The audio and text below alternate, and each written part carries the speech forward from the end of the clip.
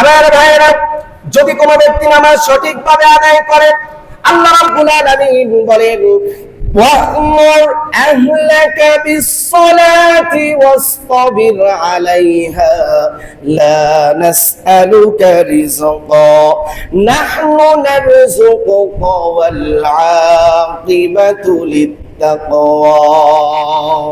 আল্লাহ রাব্বুল আলামিন নবীকে ডাক দিয়ে বলেন, ও আমার নবী, ওয়া'মুর আহলাকা বিস-সালাত, আপনি আপনার পরিবারকে নামাজ পড়ার প্রতি নির্দেশ প্রদান করুন, ওয়াসতাবির আলাইহা, এবং শুধুমাত্র ফ্যামিলিকে নির্দেশ দিবেন নামাজ পড়ার ব্যাপারে।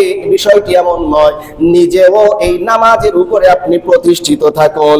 লা নাসআলুকা রিজকা, নামাজ পড়তে গিয়ে যদি রিজিকের ব্যবস্থা করা ছুটে যায়, তাহলে বোঝা গেল আমরা অনেকেই মনে করি যে রিজিক নষ্ট হয়ে গেল, নামাজ পড়তে যদি না যাইতাম কাস্টমার বেশি আসতো, বেচা কিনা বেশি হইতো, নামাজ পড়তে গেলাম কেন, কাস্টমার ছুটে গেল, ব্যবসাও হইল না। চিন্তা ভাবনা এমন করি কি করি না? আল্লাহ বলেন না, লা নাসআলুকা রিজকা, আপনি নামাজ আদায় করবেন, ফ্যামিলিকে নামাজ আদায় করতে বলবেন।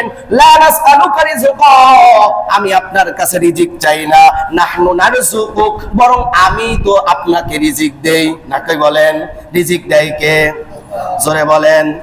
ব্যবসা, চাকরি দেয়? চাকরি কোনো কিছুতে রিজিক দেয় না, রিজিক দেয় আল্লাহ। সুতরাং যে আল্লাহকে রাজি খুশি করে আমি ব্যবসা করব, চাকরি করব, দুনিয়ার সব কাজ করব, এখন আল্লাহকে নারাজ করে চাকরি করা আপনার জন্য জায়েজ নাই, আল্লাহকে নারাজ করে ব্যবসা করা জায়েজ নাই, আল্লাহকে নারাজ করে দুনিয়ার কোনো কাজ করা আপনার জন্য জায়েজ হবে?